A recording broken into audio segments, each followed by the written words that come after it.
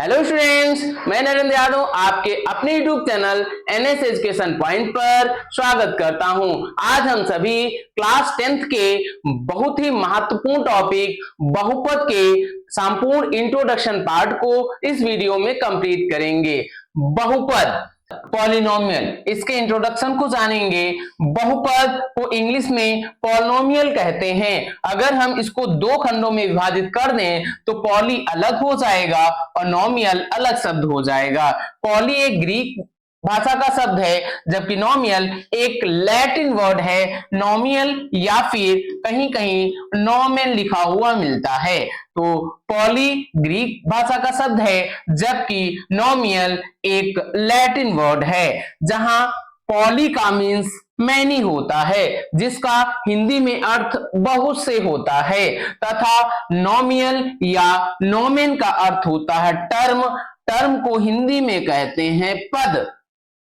तो हम कह सकते हैं बहुपद यानी पॉलिनोमियल दो शब्दों ग्रीक वर्ड और लैटिन वर्ड यानी ग्रीक वर्ड पॉली तथा लैटिन वर्ड नोमियल से उत्पन्न हुआ है। जहां पॉली का अर्थ मैनी तथा नोमियल का अर्थ टर्म होता है।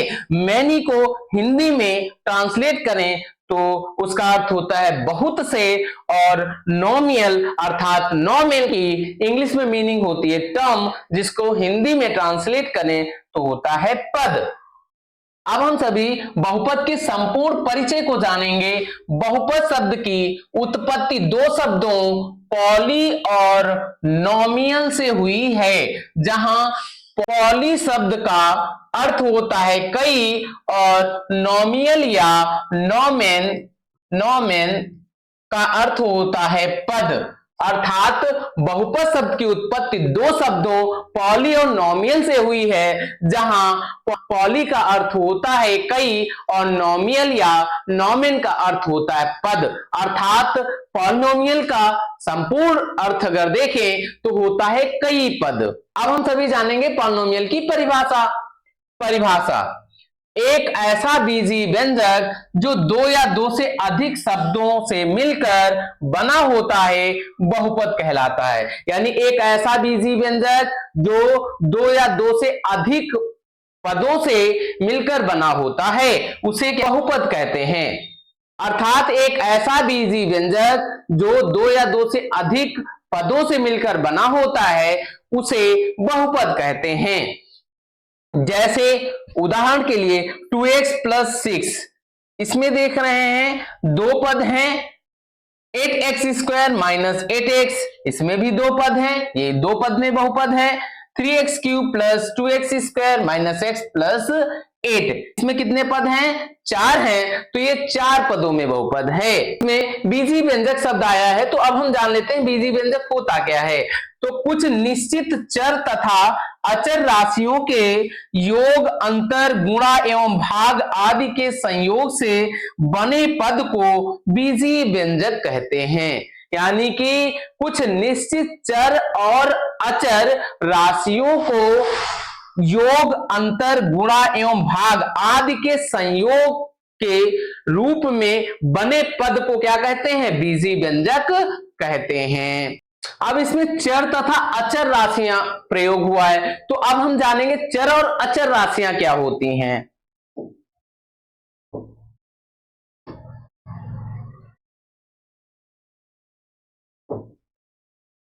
चर राशियां वे राशियां जिनका मान परिवर्तित होता रहता है चर राशियां कहलाती हैं। यानी वे राशियां जिनका मान परिवर्तित होता रहता है चर राशियां कहलाती हैं। जैसे x, y, z इत्यादि कि अल्फाबेट के कोई भी लेटर आ जाएं, जैसे a, b, c, इनमें से कोई भी लेटर आ जाएं तो वो चर राशियां होती हैं। अगला अचर राशियां वे राशियां जिनका मान परिवर्तित नहीं होता है अचर राशियां कहलाती हैं।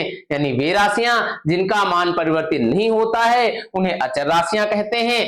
जैसे सभी गिनतियों को ले लीजिए, 1 2 3 4 5 6, कोई भी गिनती, जैसे उदाहरण के लिए 2 4 5 6 इत्यादि सभी क्या हैं? अचर राशियां हैं। हम सभी पढ़ रहे हैं बहुपद, तो अब हम बहुपद का मानक रूप जान लेते हैं क्या होता है। बहुपद का मानक रूप, बहुपद को घातांक के बढ़ते या घटते यानी आरोही या अवरोही क्रम में लिखने का मानक रूप ही क्या कहलाता है, बहुपद का मानक रूप कहलाता है। यानी बहुपद के घातांक को बढ़ते या घटते क्रम में, यानी बढ़ते क्रम को क्या कहते हैं, आरोही क्रम, और घटते क्रम को क्या कहते हैं, अवरोही क्रम। तो आरोही या अवरोही क्रम में लिखने पर जो बहुपद प्राप्त होता है उसे बहुपद का मानक रूप कहते हैं। बहुपद को दर्शाने का सामान्य रूप इस प्रकार है, क्या है, px बराबर a0 plus a1x plus a2x square plus an minus one x power n minus one plus an x power n। यहां पर देख रहे हैं a0, यहां पर x घात 1 है, यहां x घात 2 है, आगे 3 आएगी, 4 आएगी, 5 आएगी, x की घात ऐसे डैश कहां तक जाएगी, n तक जाएगी। तो ये बढ़ते क्रम में बहुपद का मानक रूप हो गया। अब बहुपद का घटते क्रम में यानी कि अवरोही क्रम में बहुपद का मानक रूप क्या है। माना बहुपद px है, तो इस बहुपद को हम उल्टा अगर लिख दें तो बहुपद का अवरोही क्रम हो जाएगा, यानी इधर से an x पावर n पहले लिख दिया, an minus one x power n minus one हो गया, प्लस an माइनस वन आया, अब आएगा एक कम इससे आएगा तो an minus two x power n minus two plus dash a1x plus a0 हो जाएगा। तो यही घटते क्रम में मानक रूप हो गया। जैसे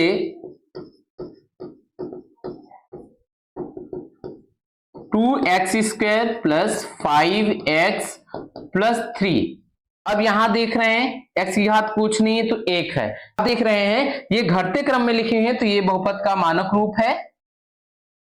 जैसे कभी कभी संख्याएं लिखी होती हैं, जैसे 5 plus 3x plus 4x square plus 5x cube, तो यहां देख रहे हैं ये बढ़ते क्रम में लिखा है घातांक। कैसे, यहां x घात कुछ नहीं तो क्या है, 1 है, फिर 2 है, फिर 3 है। तो इसको हम लिखते हैं, अगर घटते क्रम में लिखें तो इसको लिख लेंगे 5x cube plus 4x square plus 3x plus 5 के एक त्रिघाती बहुपद है। अगला है बहुपदों का वर्गीकरण, क्लासिफिकेशन ऑफ पॉलिनोमियल्स। तो बहुपदों का वर्गीकरण दो बेसिस पर करते हैं, एक तो घातांक के आधार पर, दूसरा पदों के आधार पर। तो पहला है पदों की संख्या के आधार पर बहुपद। तो बहुपद पदों के आधार पर देखेंगे तो पहला बहुपद हो जाएगा एक पदी बहुपद, एक पदी बहुपद। दूसरे बहुपद की बात करें पदों के आधार पर तो द्विपद बहुपद, द्विपद बहुपद, बहुपद। तीसरा अगर हम बात करेंगे तो तीसरा हो जाएगा त्रिपद बहुपद, त्रिपद बहुपद, बहुपद। चौथा अगर हम बात करेंगे तो चौथा हो जाएगा शून्य बहुपद, शून्य बहुपद। पांचवें की अगर हम बात करते हैं तो हो जाएगा अचर बहुपद, अचर बहुपद। एकपदी बहुपद को इंग्लिश में कहते हैं मोनोमियल, मोनोमियल। द्विपद बहुपद को कहते हैं बाइनोमियल, बाइनोमियल। त्रिपद बहुपद को कहते हैं ट्राइनोमियल, ट्रिनोमियल। शून्य बहुपद को कहते हैं जीरो पॉलिनोमियल, जीरो पॉलिनोमियल। अचर बहुपद को कहते हैं कांस्टेंट, कांस्टेंट पॉलिनोमियल, पॉलिनोमियल। अब एक पदी बहुपद से यानी एक पदी से पता चल रहा है एक प्लस पद यानी एक का मतलब एक और पद का मतलब क्या हो गया, पद। ऐसा बहुपद जिसमें पदों की संख्या क्या हो, एक हो उसे एकपदी बहुपद कहते हैं। ऐसा बहुपद जिसमें पदों की संख्या क्या हो, द्वि का मतलब दो। ऐसा बहुपद जिसमें दो पद हो उसे द्विपद बहुपद कहते हैं। त्रि का मतलब तीन। ऐसा बहुपद जिसमें पदों की संख्या क्या हो, तीन हो, उसे त्रिपदी बहुपद यानी त्रिपद बहुपद कहते हैं। शून्य बहुपद, ऐसा बहुपद जिसके सभी गुणांक शून्य हो उसे शून्य बहुपद कहते हैं। अचर बहुपद, ऐसा बहुपद जिसमें कोई भी चर ना हो, सभी अचर संख्याएं हो, उसे कहते हैं अचर बहुपद। अब हम सभी बहुपद को पदों के आधार पर डीप में पढ़ेंगे। पहला है एकपदी बहुपद, यानी ऐसा बहुपद जिसमें केवल एक ही पद हो, एकपदी बहुपद कहलाता है। जैसे x 4x², 6x³। यहां देख रहे हैं इसमें भी एक पद है, इसमें भी एक पद है, इसमें भी एक पद है, तो ये सभी क्या हो गए, एकपदी बहुपद के उदाहरण हो गए, यानी मोनोमियल के उदाहरण हो गए। अगला है द्विपद बहुपद। अभी आपको पढ़ाया गया है कि द्विपद, द्वि का मतलब दो, पद का मतलब पद। ऐसा बहुपद जिसमें पदों की संख्या क्या हो, दो हो, उसे द्विपद बहुपद यानी बाइनोमियल कहते हैं। तो ऐसा बहुपद जिसमें केवल दो पद हो द्विपद बहुपद कहलाता है। जैसे x+2, इसमें एक पद ये है, दूसरा पद ये है, तो इसमें दो पद हैं इसलिए इसे दो द्विपद बहुपद कहा गया। जैसे 4x² + x, इसमें भी एक प्लस एक यानी दो पद हैं, इसे भी द्विपद बहुपद कहेंगे। ये इसके उदाहरण हो गए। अगला है त्रिपद बहुपद। त्रि का मतलब क्या होता है, तीन होता है, तो ऐसा बहुपद जिसमें पदों की संख्या क्या हो, तीन हो, उसे त्रिपद बहुपद कहते हैं, यानी ट्राइनोमियल कहते हैं। यानी ऐसा बहुपद जिसमें केवल तीन पद हो त्रिपद बहुपद कहलाता है। जैसे 6x² + 2x + 5, इसमें एक पद ये, दूसरा ये, तीसरा ये, तो ये क्या है, त्रिपदी बहुपद है। अगला 8x³ + 6x² + 7x, यहाँ एक दो तीन, तीन पद हैं, तो इसलिए ये भी त्रिपदी बहुपद यानी त्रिपद बहुपद ट्राइनोमियल है। अगला शून्य बहुपद, जीरो पॉलिनोमियल। तो ऐसा बहुपद जिसमें सभी पदों के गुणांक शून्य हो उसे शून्य बहुपद कहते हैं, यानी शून्य बहुपद कहलाता है। तो जैसे 0x³ + 0x² + 0x, तो यहां देख रहे हैं सभी के गुणांक क्या हैं, जीरो हैं, तो इसलिए इन्हें क्या कहेंगे, शून्य बहुपद कहेंगे। आगे हम जानेंगे अचर बहुपद।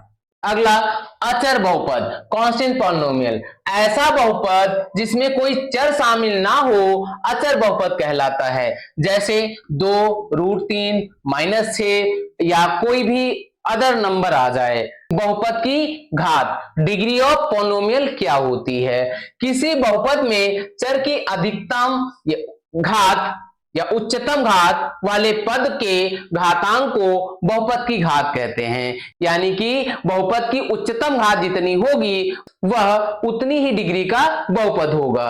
जैसे बहुपद 8x⁴ + 6x³ + 3x² + x + 2, इसमें अधिकतम बहुपद की अधिकतम घात कितनी है, 4 है, इसलिए इसमें बहुपद की अधिकतम घात कितनी होगी, 4 होगी। बहुपद 8x³ + 3x² + 6x + 8, इसमें अधिकतम घात कितनी है, 3 है, इसलिए बहुपद की अधिकतम घात कितनी होगी, 3, अर्थात बहुपद की घात या बहुपद की डिग्री कितनी होगी, 3 होगी। डिग्री ऑफ पॉलिनोमियल कितना होगा, 3। इसके पहले हम सभी ने जान लिया कि पदों पर आधारित बहुपद कितने प्रकार के होते हैं। अब हम सभी जानेंगे दूसरा, घातांक पर आधारित बहुपद कितने प्रकार के होते हैं। घातांक पर आधारित बहुपद on the basis of exponent. पहला रैखिक बहुपद, लीनियर पॉलिनोमियल। ऐसा बहुपद जिसमें चर की अधिकतम घात एक होती है उसे रैखिक बहुपद कहते हैं। यानी ऐसा बहुपद जिसमें चर की अधिकतम घात कितनी होती, एक होती है, उसे रैखिक बहुपद कहते हैं। इसका मानक रूप ax + b के रूप का होता है, जहां a is not is equal to 0, जहां a का मान 0 नहीं हो सकता। जैसे x + 5, 2x + 1, 5y + 10 इत्यादि। इन सभी में देख रहे हैं x की अधिकतम घात 1 है, इसमें 1 है, ये y में पॉलिनोमियल है, इसकी घात y की घात 1 है, तो ये रैखिक बहुपद है। किसमें है, y में रैखिक बहुपद है। अगला दूसरा पॉइंट, द्विघाती बहुपद, क्वाड्रेटिक पॉलिनोमियल। तो ऐसा बहुपद जिसमें चर की अधिकतम घात कितनी होती है, 2 होती है, उसे द्विघाती बहुपद कहते हैं। इसका मानक रूप क्या होता है, ax square plus bx plus c के रूप का होता है, जहां a is not is equal to zero, a zero नहीं हो सकता, लेकिन b और c, b एंड c जो होते हैं वो रियल नंबर होते हैं, यानी वास्तविक संख्याएं होती हैं।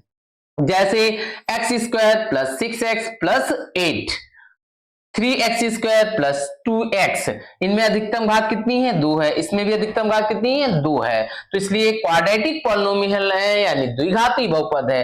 अगला 4z स्क्वायर प्लस 3, इसमें अधिकतम घात कितनी है, 2 है, लेकिन ये z में द्विघाती बहुपद है। अगला त्रिघाती बहुपद, क्यूबिक पॉलिनोमियल, ऐसा बहुपद जिसमें चर की अधिकतम घात कितनी होती है, 3 होती है, उसे त्रिघाती बहुपद कहते हैं। त्रिघाती बहुपद का मानक रूप ax cube plus bx square plus cx plus d होता है, जहां a is not is equal to zero, यानी a जीरो नहीं हो सकता, लेकिन b C एंड D जो होते हैं वो क्या होते हैं, कोई रियल नंबर होते हैं, अर्थात वास्तविक संख्याएं होते हैं। जैसे 4x cube plus 2x square plus 8, इसमें अधिकतम घात कितनी है, 3 है, इसलिए त्रिघाती बहुपद है, घात 3 है, अधिकतम घात 3 है, तो इसलिए त्रिघाती बहुपद है।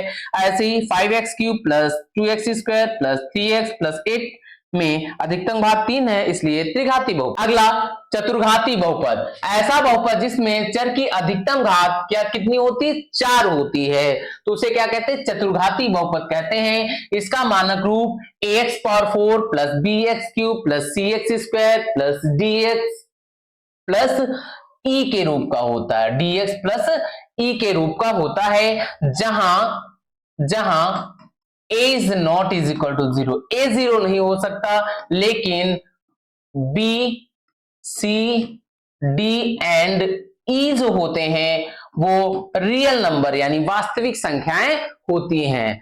नोट, शून्य बहुपद का कोई घात नहीं होता, यानी शून्य बहुपद की कोई भी घात नहीं होती है, अचर बहुपद की घात सदैव शून्य होती है। तो यदि आपसे पूछा जाए रैखिक बहुपद क्या होता है, तो ऐसा बहुपद जिसमें चर की अधिकतम घात 1 होती है उसे रैखिक बहुपद कहते हैं। ऐसा बहुपद जिसमें अधिकतम घात 2 हो उसे द्विघाती बहुपद कहते हैं। ऐसा बहुपद जिसमें अधिकतम घात 3 हो उसे त्रिघाती बहुपद कहते हैं। ऐसा बहुपद जिसमें अधिकतम घात 4 हो उसे चतुर्घाती बहुपद कहते हैं। अगला, बहुपद के शून्य, चर का वह मान जो बहुपद को शून्य कर दे उसे बहुपद का शून्य कहते हैं, अर्थात बहुपद का शून्य कहलाता है। बहुपद की घात बराबर शून्यकों की संख्या होता है। तो अब हम सभी जानेंगे बहुपद के शून्यकों का ज्यामितीय अर्थ क्या होता है। यदि कोई बहुपद x में बहुपद है तो उसके शून्य कैसे निकालेंगे। जैसे यदि एक ये समांतर रेखा x अक्ष के समांतर जो है रेखा खींची हुई है, अब इसमें अगर पूछा जाए बहुपद px के शून्यकों की संख्या अगर आपसे पूछा जाए तो इसमें देख रहे हैं ये लाइन जो है, ये ग्राफ x अक्ष को एक भी बार नहीं काट रहा है, तो इसलिए शून्यकों की संख्या क्या होगी, 0 होगी, यानी शून्य होगी, शून्य होगी। अब जैसे हमने ये ग्राफ बनाया, यहां देखा ये ग्राफ, ये x अक्ष को कितनी बार काट रहा है, 1 2 बार, तो इसलिए बहुपद px के शून्यकों की संख्या कितनी होगी, 2 होगी। कितनी होगी, 2, क्यों, x अक्ष को एक बार यहां काट रहा है, एक बार यहां काट रहा है। अब दूसरे तरीके से अगर ग्राफ दिया जाए आपको कुछ इस टाइप से, तो यहां देख रहे हैं x अक्ष को ग्राफ कितनी बार काट रहा है, 4 बार, 1 2 3 और 4 बार काट रहा है, इसलिए शून्यकों की संख्या 2 ना होकर के अब इसमें कितनी होगी, 4 होगी। उम्मीद है आपको ग्राफ विधि से शून्यक निकालना आपको अच्छे से समझ में आ गया होगा। अब हम सभी जानेंगे शून्यकों और चर में क्या संबंध होता है और दिए गए बहुपद के शून्य कैसे निकालते हैं और उसका सत्यापन कैसे करते हैं, उनका रिलेशन क्या होता है जानते हैं। बहुपदों के शून्यक और चर में संबंध।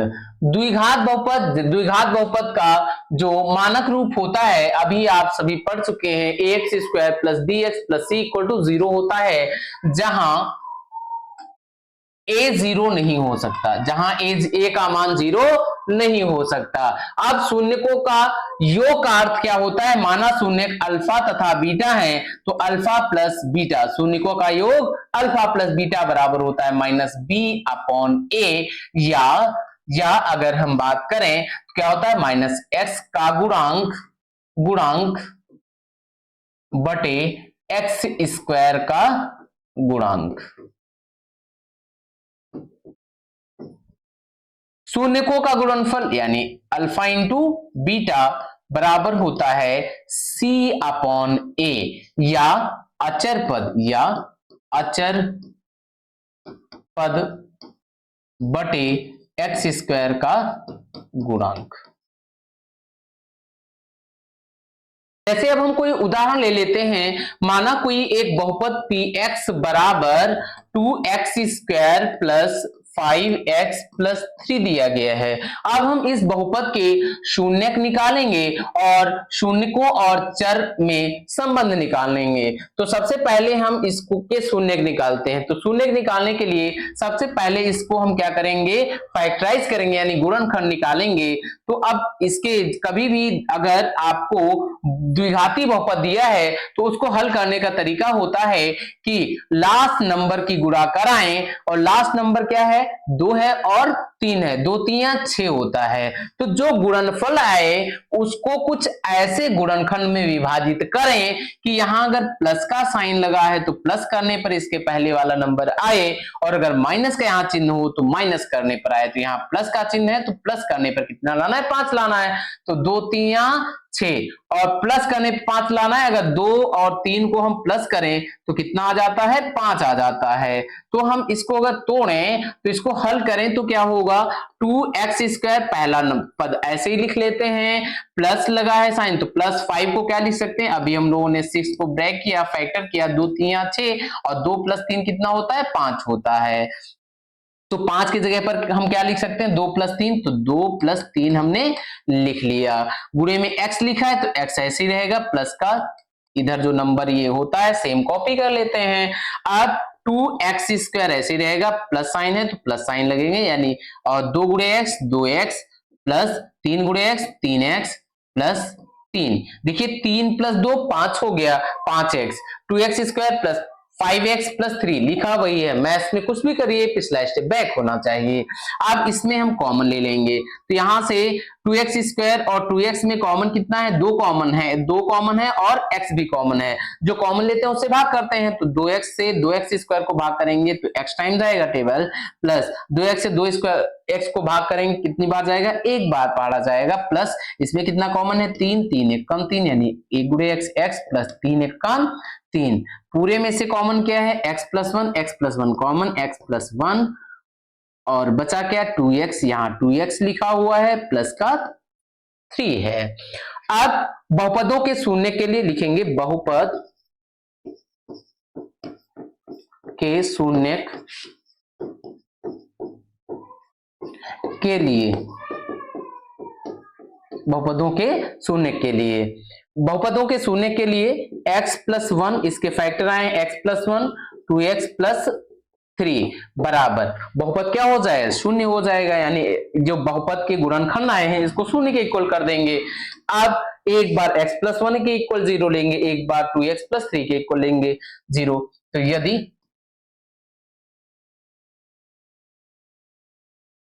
यदि x प्लस 1 इक्वल टू 0 हो तब, अगर 1 प्लस का है राइट साइड जाएगा तो माइनस का होता है, x इक्वल टू -1 आया। अब यदि अब 2x प्लस 3 इक्वल टू 0 करेंगे, तो यदि 2x प्लस 3 इक्वल टू 0 हो तब 2x is equal two plus का 3 है, राइट साइड जाएगा तो माइनस का 3 हो जाएगा, x इज इक्वल टू -3/2। अब अतः मैंने पहला शून्यक माना था अल्फा, दूसरा शून्यक माना था बीटा, तो अल्फा इज इक्वल टू आया -1 and beta is equal to आया -3/2। अब शून्यकों तथा चरों में संबंध जान लेंगे। तो शून्यकों एवं चरों में संबंध संबंध जान लेंगे। अल्फा प्लस बीटा पीछे पढ़ा है हम लोगों ने, -b/a होता है या फिर -x का गुणांक बटे x² का गुणांक। अगर इस सूत्र से हम करेंगे तो इस सूत्र से करने के लिए इसको हम इसमें संबंध निकालने के लिए यहाँ आया -b/a, तो b की वैल्यू निकालेंगे, a की वैल्यू निकालेंगे और c की वैल्यू निकालेंगे। कैसे? द्विघात समीकरण के स्टैंडर्ड फॉर्म से कंपेयर कराएंगे, इसकी तुलना कराएंगे। तो x का स्क्वायर का गुणांक यहाँ a है, तो x अब जो दिया गया बहुपद हमने माना था वो कौन सा है? 2x²। इसमें x² का गुणांक 2 है, तो इसमें x² गुणांक a है, तो a बराबर कितना हो गया? 2। a बराबर 2 लिख लेंगे। फिर यहां देख रहे हैं प्लस चिन्ह है, तो यहाँ प्लस है, x के इक्वल है, तो b इक्वल टू कितना हो जाएगा? 5। b इक्वल टू 5 हो जाएगा। एंड c अचर पद प्लस है, यहाँ भी साइन क्या है? प्लस है। c इक्वल टू कितना हो गया? 3, यानी 3 हो गया 3। अब alpha plus beta equal to -b/a। यहां पर आप अल्फा प्लस बीटा, अल्फा की वैल्यू हम लोगों ने क्या निकाली है? -1, तो -1 रख दिया, प्लस बीटा की वैल्यू है -3/2, -3/2 आई है, इज इक्वल टू -b की वैल्यू हमने निकाला है कितनी है? माइनस साइन लगा है तो माइनस लगा ही रहेगा। b की वैल्यू 5 है, 5/a, a की वैल्यू 2 है। अब यहां माइनस का 1 plus minus -3/2 is equal to -5/2 हो जाएगा। अब जिसके अपॉन कुछ नहीं होता है 1 होता है। अब क्या करेंगे? इसमें क्रॉस मल्टीप्लाई करेंगे, तो 1 × 2 कितना हो जाए? -2, माइनस साइन लगा है तो -1 × 3, 3/2 1 जा 2 इज इक्वल टू -5/2 हो जाएगा। अब माइनस माइनस प्लस हो जाएगा, बट माइनस का ही रहेगा। 3 2 5/2 बराबर -5/2। अब देखिए LHS इक्वल टू क्या आ गया? RHS। अब अल्फा इंटू बीटा निकालेंगे सत्यापन करने के लिए। क्या होता है? C/A। अल्फा की वैल्यू क्या है? -1, तो -1 इंटू बीटा की वैल्यू क्या है? -3/2 है, -3/2 इक्वल टू C/A। C की वैल्यू क्या है? 3 है, 3/A। A की वैल्यू क्या है? 2। माइनस माइनस प्लस हो गया, 3 1 काम 3/2 बराबर 3/2। LHS इक्वल टू RHS हो गया। यही इसका सत्यापन है। इसी तरीके से बहुपदों के शून्यक और चर में संबंध निकालते हैं। सो फ्रेंड्स, यदि आपको वीडियो अच्छा लगा है तो इस वीडियो को लाइक करिए। यदि आप चैनल पर नए हैं तो ऐसी ही वीडियोस पाने के लिए इस चैनल को सब्सक्राइब करिए। धन्यवाद।